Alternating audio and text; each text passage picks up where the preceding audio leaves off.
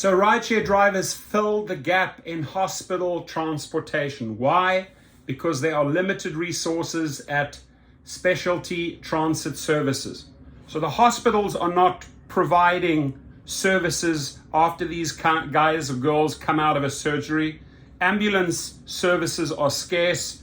Rider does not want to pay for an expensive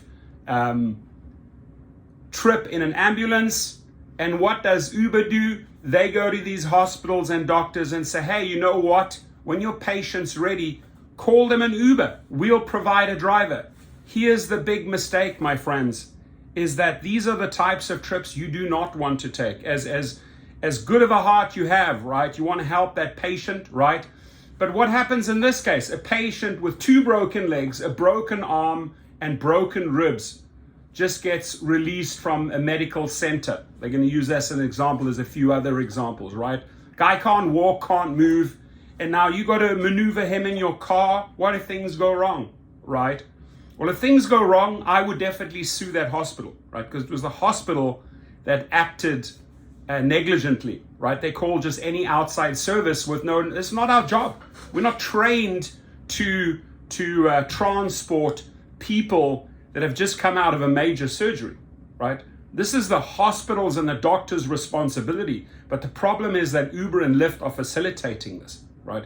How many of you have gotten a request to a hospital or to a doctor's office, and then you had someone in your car that like, oh my God, what am I going to do with this character, right? You're going to say, you know what, I kindly have to just tell the nurse or I kindly have to decline this. I'm not in a position to act as your ambulance service. And they think you will take him, and most of the times we do, but it's wrong.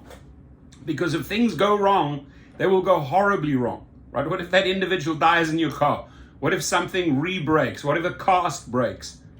On you, right? And then you find yourself in the position, you have to then sue Uber, sue the hospital.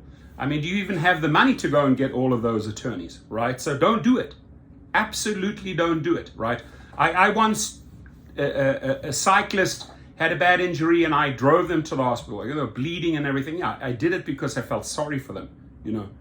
How many injuries and how many broken bones did that individual have? I don't know, but I don't think I would have picked them up afterwards. Right, that's up to their family, that's up to the hospital, and that's up to the doctor. You are not a hospital transportation service, ladies and gentlemen. Please understand that. So, but her family in Kentucky couldn't come and pick her up, this individual that had all these broken bones. So the hospital called a rideshare driver. Easy, right? Convenient.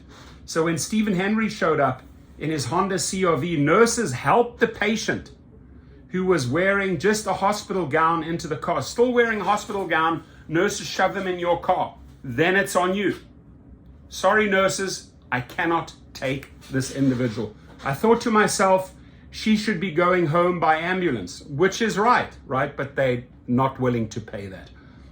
Henry says that was just patient dumping. You like this word, patient dumping, right? Uber and Lyft, we are not a patient dumping crowd. Doctors, surgeons, nurses, hospitals, we are not a patient dumping ground. Don't dump them on us, right? It is your responsibility. We don't get paid for this shit. So the Lyft app told him ahead of time that it would be a long drive, but he didn't know he'd be relied on to help the woman into the house once they arrived. Not your job, my friends. In fact, he wasn't supposed to, per company guidelines. So when he arrived in Kentucky and the patient's family wasn't physically able to get her into the house, Henry had to place her on the lawn and call an ambulance, like dump her on the lawn, right? You shouldn't even have taken her to the lawn, right? So this Henry dude made a big mistake here. I don't think he'll ever do it again, right? So with spotty coverage from insurance-sponsored rides and Nashville's public transport services, and that's not just Nashville, that goes for every city, right? They try the same tricks with us. As well as a lack of drivers for specialty vehicles, hospitals rely on Uber and Lyft to fill in the gaps when a discharged patient doesn't have a ride home. Now, while I'm reading this, I'm just thinking about 6-7 years ago, I did a campaign for a surgeon and I bought a very expensive database which had about 300,000 surgeons and hospitals, all the decision makers at the hospitals. I should do a group mailer to all these hospitals, and there's the doctors, the nurses, the surgeons. There's 300,000 contacts there. Send out an email and say, hey, listen, from the Rideshare professor here, we are not your transportation service, right? And I'm pretty sure that if you send it to 300,000 recipients through MailChimp or one of these email programs that I use, Constant Contact, etc., there will be people that will watch that video. I'll probably get a lot of views and earn a lot of money, but the bottom line is send them the message and educate them, because Uber and Lyft are just telling them, hey, guess what? We provide services for that. No, they have to be educated that we are not qualified to drive those type of individuals. Somebody coming in there with broken bones and a car, so you're going to shove him in your little CRV Honda? Forget about it. Forget about it. So driver Andrew Holm was put in a similar position in October when nurses helped a patient into his car from Nashville General Hospital. We should write to National General Hospital. Do not send us your patients. He asked if she was ambulatory, and the nurses said yes. During the less than 10-minute drive to the address, the hospital had entered on her behalf. The woman defecated in his car. There was no one at home at the address where he was directed to. She didn't have a key, and she was asking for help. Jesus, like that's a situation, Dara. I mean, I want to see Dara transport some patient that came out of a surgery and then shits in your car, and they don't even have a key to get it. So what does Dara do? What do you do, Dara, in this situation? I can't help you get in and I can't help you get out, Holmes tells the scene. It's against the rules. I'm not going to touch you. She moved herself to the curb and called an ambulance. Holmes took that ride in and you don't have to feel bad about this, right? You've done nothing wrong. If you dumped her on the lawn or you dumped her there by the house, don't feel bad about it. There are services, ambulances, hospitals should have taken care of this. Do not feel bad about it. In best decision you can make is don't even let them in your car. There they come in a hospital gown. Sorry, bye-bye. Joy Evans, moderator of a Facebook group for local rideshare drivers, says it's not uncommon for drivers to refuse a hospital ride because the patient can be in bad shape and the driver doesn't want to be responsible. Plus, when the ride is hailed by a hospital, there might not be a tip. Even so, drivers risk being deactivated for discrimination if they refuse too many. So you go ahead and refuse that, and they deactivate you. You have a massive lawsuit. I would sue the company and sue the hospital that put you in that position, right? Remember that. It's the same when you get deactivated. We handle these cases on GigRocket. Go to GigRocket. We'll get you reactivated, right? But here's the thing. Many a times, if the hospital or the rider or the passenger has put you in that wrongful position, they got you wrongfully terminated, wrongfully deactivated, right? Could be the hospital, right? You have to then, when you file the suit, we get you the paperwork and get everything packaged up for you, right? You have to attach the rider's name, the passenger's name, the hospital's name, the surgeon's name, because you have to go after both. You have to sue the company Uber and Lyft for putting you in that position. Because they put you in that position, you were then wrongfully deactivated because you declined that. And then you also go after the hospital. So if you have any questions along those lines, if you face something like this, if you faced a wrongful termination, hit me up over this, right? So even so, drivers risk being deactivated for discrimination. That's wrong. It's not our job.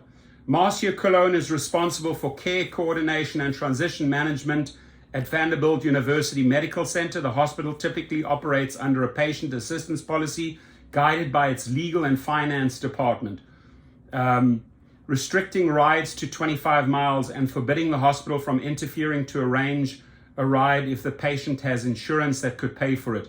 She says the public health emergency declared for COVID allowed them to financially assist patients in a way they otherwise would not be able to. Though once the emergency period ends, likely in April, it will become more challenging again, right? So Marcia Cologne, we are not your transportation service, right? Don't put COVID patients in our car. Don't put people that have come out of surgery in our car. I don't care if you work at that prestigious Vanderbilt University Medical Center, but it's not our job, period. That means that those patients have to find other ways to get them discharged and wherever they're going from the hospital, Cologne says. Correct. It sounds easy, but it's not. That's your problem, not our problem. When the public health emergency ends, VUMC will no longer be able to step in to help on longer rides, or when 10Care or WeGo Access, WeGo's application-only program for the elderly and disabled riders aren't available. Kevin Jackson, project manager at Cologne's department, says it's been especially tough to get 10Care sponsored rides in the last year. Then you guys need to go and fix your problem, Kevin Jackson. We are not your solution. We're not trained for this shit, okay? So 10Care has a 30-minute to 4-hour window that they have to fulfill that transportation. Your problem, Mr. Jackson. A lot of times, due to their lack of staffing, those routes don't get fulfilled. The health emergency waiver allows us to have an extra measure in place just in case, as a backup plan. If those rides don't get fulfilled, we can cover that transportation if needed. Medical transportation brokers have been around for decades, explains Mindy Niebel, CEO of Kaizen Health, which Vanderbilt uses for about half of its non-emergency rides. At Vanderbilt, Kaizen contracts with 7 local agencies to offer more than 30 types of rides. Do not, you see, this pisses me off, including Uber and Lyft and taxis, right?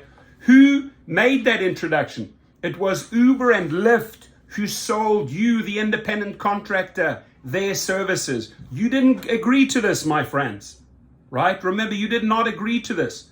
They formed a relationship with that department and they are throwing you under the bus, right? They expect you to take these trips because they want the money. They don't care who's in your car or how many broken bones or if they had a brain surgery or what. They don't care. They want to make the money from A to B, and they made that introduction to that department. No, we will not drive. So make sure you pass this video around because you are opening up a minefield of problems, legal problems, if you have that individual in your car and one thing goes wrong. Rather decline and then have them wrongfully deactivate you, and then you have a lawsuit. Then you have a lawsuit against the company and you have a lawsuit against the hospital, right? Money. It's money time, right? Money time, right? We'll collect. We'll collect because of your stupidity. Yes, we will. We will collect, right?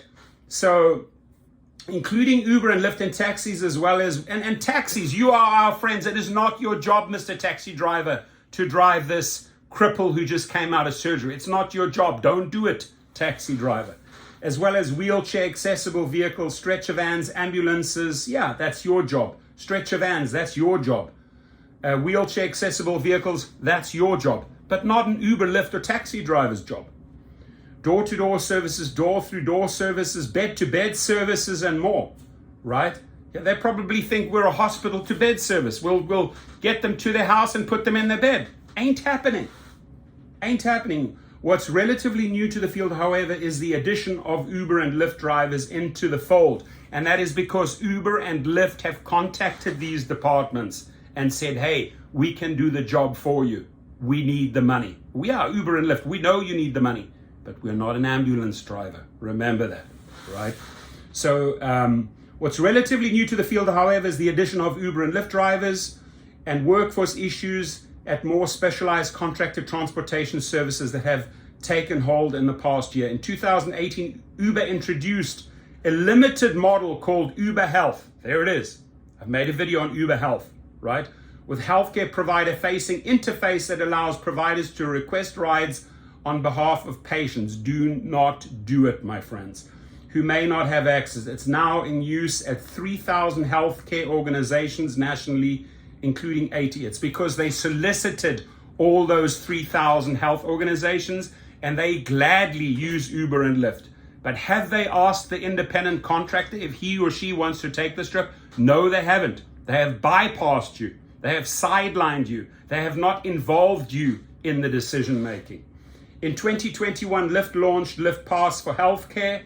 That's not who we are. We're not trained for that, Lyft, which is meant to allow patients to arrange rides via the app that are paid for by sponsoring medical providers, social services organizations or government insurers. Lyft declined an interview request. They declined an interview request, right, from this paper because they know, right, they know what they are doing is wrong and they're throwing the drivers, they're throwing you under the bus.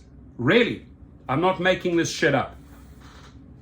Ascension St. Thomas practice is similar to Vanderbilt's, though the hospital declined to comment further in the ins and outs of its process because they don't want to take a legal standing. That's why. During the intake process, we help each patient develop a personalized plan to meet their transportation needs. The hospital says in a statement, when situationally appropriate, we will cover the cost of the patient's transportation home via Rideshare. Wrong. Don't do it. You have not asked the independent contractor. You've gone over our heads, right? And I just want to, before I carry on with the article, I just want to say thank you to Hannah Herner, the person who put so much detail, who interviewed so many drivers, who reached out to so many hospitals and really got down to the bottom of it. You are helping us, right? You are helping the outside world, the public, the medical field, the gig companies understand that we are not a hospital transportation service. So Hannah, you've done us a lot of help by pushing this out, right? So I continue here. They need someone to help them navigate the system, explain the benefits, get them where they need to go, says Caitlin Donovan. No, they don't. We are not your service. Global head of Uber Health. No, we're not, Caitlin. You're making a, and you know, I really need to include her in the headline when I create this article, because we are not your ambulance service. Caitlin Donovan, global head of Uber Health. There it is. I'm going to tweet this. If she has a Twitter account, we'll tweet her. Send it out. Send this to Uber. Tweet this to Uber. We are not an ambulance service. We built Uber Health for that group of users that can really tackle the most vulnerable populations at scale. In 2021, Lyft launched Lyft Pass for healthcare, which is meant to allow patients to arrange rides via the app that are paid for by sponsoring medical providers, social services organizations, and government insurers. During the intake process, we help each patient develop a personalized plan to meet their transportation needs. Leave us out of it. They said, oh, via Rideshare, leave us out of it. Nashville General acknowledges services like Kaizen and Uber Health and the usefulness, though reps clarify that the hospital is not actively using any such services at the moment. Hospital staff may utilize transportation services for anyone experiencing a transportation challenge. If you're having a transportation challenge, do not call an Uber or a Lyft.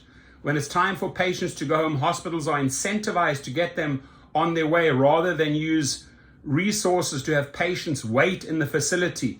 With the unpredictability of hospital discharge timing and more hands on transportation services, not always having enough drivers to handle demand. Drivers like Home and Henry answer to the call to help out, whether they anticipate it or not. Bottom line, you arrive at a hospital, they are wheeling a patient to you, say no. You can screw Uber Health. You are not an ambulance service. I want to say this again and again. As sorry as you feel for that person in that wheelchair, you ain't driving them. Are we on the same page here, right? Please acknowledge. I'm a human being, and a lot of these people are being thrown out of the hospital, and I'm the last act of kindness. You were kind that time. Do not do it again, because when the attorneys come and the legal problems come, they ain't going to be kind, my friends, right? So I can only be the neighbor that I need to be during the ride, but there's things I can't do. If they have an emergency, they have to call 911, right? I'm asking you, do not facilitate these type of rides. It's not worth the money. You do not get paid ambulance rates. You are not qualified. And if things go wrong, my friends, they will go wrong. You will be buried. You will be buried in legal costs, right? So decline. If they want to deactivate you over that, come to us at Gig Rocket. So check it out, and your comments on this piece. A long video, I know, but it's very, very, very well covered by Hannah Herner. Excellent piece of work. Probably one of the best pieces of work that I've seen in 2022 and 2023, because it's so thorough. This article is so thorough. It touches on everything. It shows all the flaws. It shows how they operate. It shows how the alliances are made between Uber Health and these hospitals. And it shows that the drivers are sidelined. Again, my friends, I'm going to say it one last time. You are not an ambulance service. You are not a hospital transportation service. You leave them there.